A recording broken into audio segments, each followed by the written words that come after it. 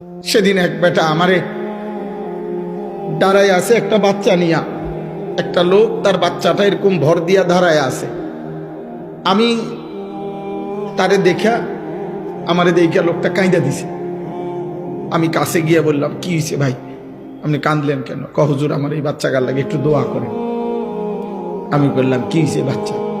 কয় হুজুর বাচ্চাটার আজকে 16 বছর, প্রতিবন্ধী, ও দাঁড়াইতে পারে না, কথা বলতে পারে না। তো বলতেছে, হুজুর আমি আজকে 16টা বছর এই বাচ্চাটারে কোলে করে আমার জীবনটা আমি চালাইতেছি। আমার বিবি অসুস্থ, প্রতিনিয়ত তারে ডাক্তার দেখাইতে হয় এই বাচ্চাটারে পালতে গিয়া।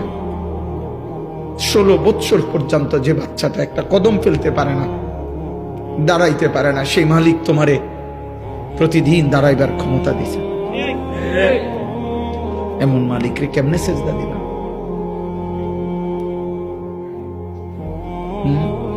আমাকে এরশাদ ভাইয়ের একটা বাচ্চা ছিল না, আমি বহুদিন বলছিলাম এরশাদ মিয়া তোমার এই বাচ্চা, তোমারে আল্লাহ বরকত দিবে, তুমি তারে আগলাইয়া রাখো।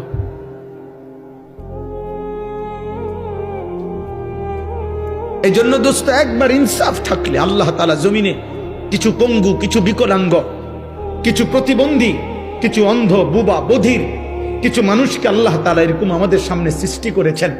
ওর সৃষ্টিকর্তা আল্লাহ যেন বলছে, বান্দা অল্প কিছু মানুষকে আমি এরকম বানাইয়া বাকি এই কোটি কোটি মানুষ তোমাদেরকে সবক দিতে চাই, যে আমি চাইলে এমন তোমারও বানাইতে, কিন্তু তোমার বিবেক লাগলো না, বিবেক লাগলো না। আমার বাসার পাশে একটা ছেলে আছে, 11-12 বছর বয়স, চাঁদের মতো সুন্দর, চাঁদের মতো সুন্দর, এত সুন্দর ছেলেটা, ফুটফুটে চাঁদের মতো।